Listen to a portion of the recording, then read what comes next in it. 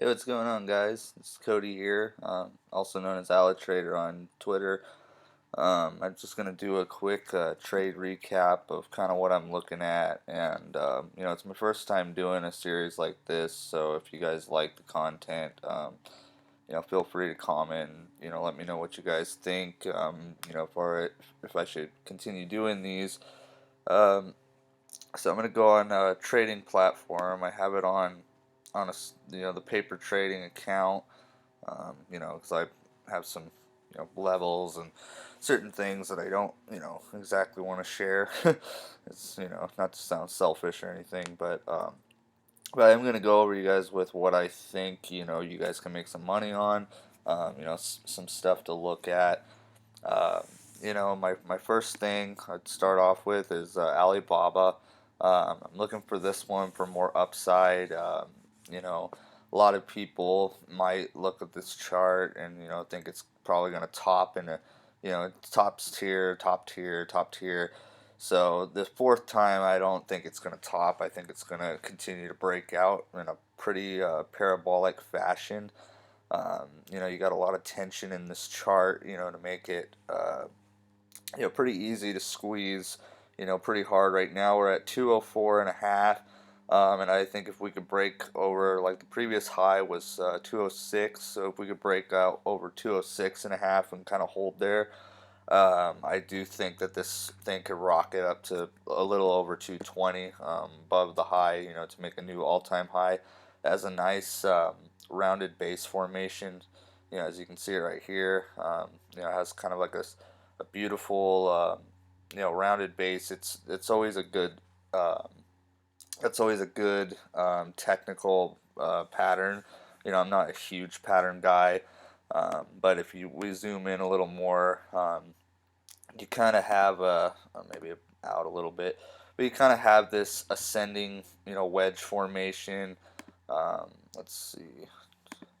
Maybe I'll draw like a little bit of trend lines for you guys, but I'm not really like this so much, but you can kind of see the visual image of it, just about to break out. And I think that if this thing could take out over 206 and a half by tomorrow, like today's Thursday, December 12th.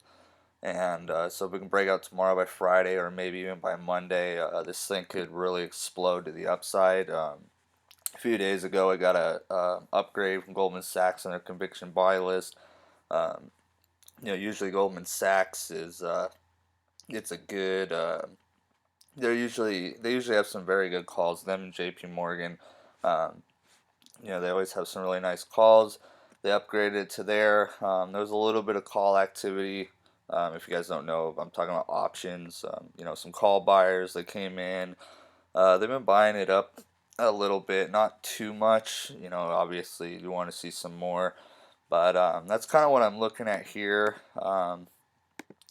Like I said, I think it could break up to around this 220 range and probably even higher. But that would kind of be my next target, from this range to here. And because the breakout seems like pretty promising at this point. Obviously it can back and fill some. I mean, of course, that's always a reasonable thing. If you did catch yourself in a back and fill, some good areas, maybe 197, 190, or well, 190 to 187 would be like a complete gift. But but I like this formation here. I think it's going to continue. I think the strength's going to continue. I like the January. Sometime in January, I like a call spread. Maybe the 205, 215 call spread, and you can do something like that, or you can basically risk off. If you risked, if you risk $20 on the trade, I mean, you can make $20 on the trade. If you're a stock trader, the way I would do it is probably a 205, 215 call spread somewhere out in January. Maybe not the monthly expiration, but maybe January 10th or so. That's kind of what I'm looking at there, and obviously some pullbacks would be nice. Even if it kind of broke this downward trend of the angle, I'm still very bullish on this. I have a lot more things to my analysis than just patterns. But I'll point out the patterns, as I see them. Another one I like for a dip buy is PayPal. And if you look at PayPal, basically, I mean, some guys might say this is an inverse head and shoulders, or tons of patterns like that. Breaking trend, and so forth. But I like the way this one's setting up. I think this could set up to run towards 110 to 115, somewhere in that range. On this one, I actually have a trade on, and I believe it's the January 3rd expiration, I think, and it's like the first January expiration. It's a weekly. I have that, and basically what I'm doing is I'm shorting a put spread to finance just a single leg call. And what I did is I basically shorted the 106, 104 put spread, and I used those proceeds to buy, or it took about $1 off the 105 call that I bought for maybe $1.50 or so. So the trade, really costs like 50 cents in time premium, plus, it's got to get over 106, which, I bought this a little earlier. It's probably 105 or so. Now we're at 105.6. Like I said, I think it can break into this 110, 115 range. Similar pattern to BABA, kind of forming a nice rounded base. Um, so I like this one. Qualcomm's one that is another one that I like. It's a little vulnerable for a pullback down towards this 85 range, but I do see this one having continued strength. Basically, I like the action in it. I like the way it's aggressively, sparking up, and so if you could get a pullback into this range, maybe half of this zone, then that would be a really nice setup, and I think that this could go to, pretty much new highs.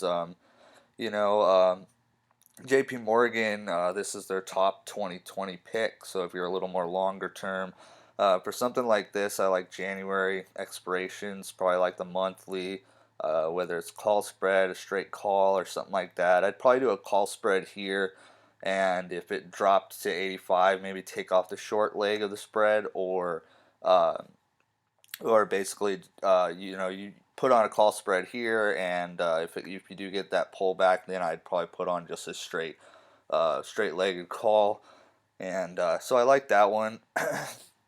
And I'm sorry, guys, if I'm confusing you guys with any of the spreads or legs or anything. I pretty much only trade options. It's a really good way to define your risk. You don't need to pay a whole lot of time premium. A lot of people don't realize there's ways to dilute the extrinsic premium that you're paying, so it doesn't make them as hard. Because obviously a single legged option really has only a 30% chance, I'm gonna guess, of succeeding. I mean, unless if you're scalping or something like that. But we're over here. I'm basically looking to at least double what I'm risking, but I'm really trying to get it to a triple. Basically have a risk one to make three type of scenario. But trades don't always go that way. I do a lot of I do some scalps with some of my position. I might scalp off at a 20% or 40% profit, and then try to rebuy on a dip. That's always a good way to do things. But most of the time you don't want to skew your risk reward, because that could be pretty bad. So basically, a long bias in BABA, long bias in PayPal, long bias in Qualcomm, and then Home Depot. That's the only bad thing about not using my main chart, is I don't remember the exact levels. But if you can get Home Depot at about 208, which is a little below this low, so about right here. Let me draw a little whatever. I don't even know if I don't. Oh, okay, here we go. So here's that, and probably about right there. If you can get it around this 208 range, that would be a really nice spot to buy. This one, it's kind of looks like a falling wedge, or something like that to a lot of chartists. But I think that this one could ultimately, I don't know if he'll have a whole nother wave, like this was a wave and that's a wave. But I don't. But still, though, I do see at least upside to about 220. But I would only touch this one if it dropped down to like 208. But 208 would be a really good buy for this stock. And you can play weeklies on something like that. And take it out at 210, 211. You can maybe kind of try to buy some monthlies. It could kind of bounce a little bit, kind of back and forth before it really takes off. But I could see this going to 220, maybe even 230. Um, like I said, I should have been a little more prepared with my levels. At least not on this screen, but at least I'd have them on another one. That's a big component to my trading is how stocks react to levels. But like I said, I wouldn't be doing that just for YouTube. And obviously, if you're an employer and you're looking to hire somebody in this space, or not hire but kind of team up with somebody like as a partner, then I wouldn't mind doing something like that. But for others, and I have other analysis that I do, but yeah, Home Depot looks good. Um, it's kind of pulled back towards this range, this basically this high, kind of in this pocket, and it's probably a good spot to buy. I know it's kind of, it kind of makes highs and it kind of stutters out a little, which is kind of a bad sign, especially kind of right here, a little spinning top type formation. But it's not always the best signal. But I think that we can get some type of bounce, whether we kind of chop a little and go up, or these are weekly candles, so this would look a little more vertical. And yeah, so and basically all four longs. Obviously, I do have some short plans as well. I don't have them prepared for this video or anything, because obviously you can't just be biased one way. The market has been, very bullish to the upside. It's constantly going up, and today we had the trade war news, and or the phase one deals, getting signed by Trump, with China, and a lot of people look at things like that, and they think, oh, that's a bunch of bullshit. Why would stocks move up on that, and blah blah blah. But the reality is that it does. Those headlines, they moved the stock market up 300 points today. So you have to be mindful that whether you like this price action or not, because personally, I don't necessarily want the market just to keep roaring, but at the same time, you gotta, respect, what the price action is, and what it's kind of telling you. And when you see it, because a lot of guys on Wall Street, they don't actually buy this news. They're not like stupid idiots that buy stocks because of the news.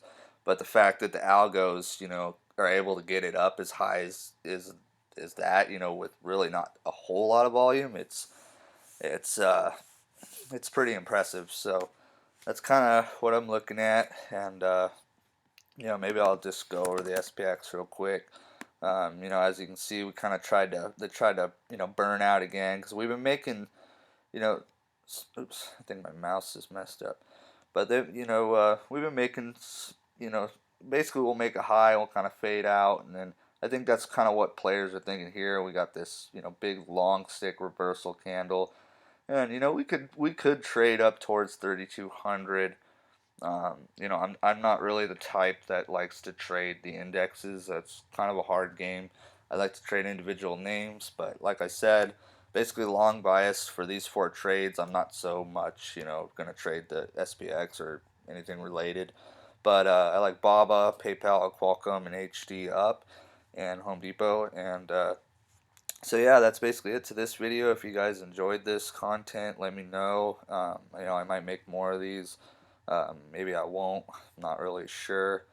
Um, it's kind of difficult because it's not like, I don't know. You don't want to say a whole lot, but at the same time, I wouldn't mind making content just for you guys to make some money off of them, and so forth. So yeah, check these four out and see how they do. If you're a newer trader, there's nothing wrong with going on a simulated trading type thing, practice and so forth, I would highly recommend paper trading, even though there's no, emotions towards it, and people say all that. But I think it's a good way to start out if you're new.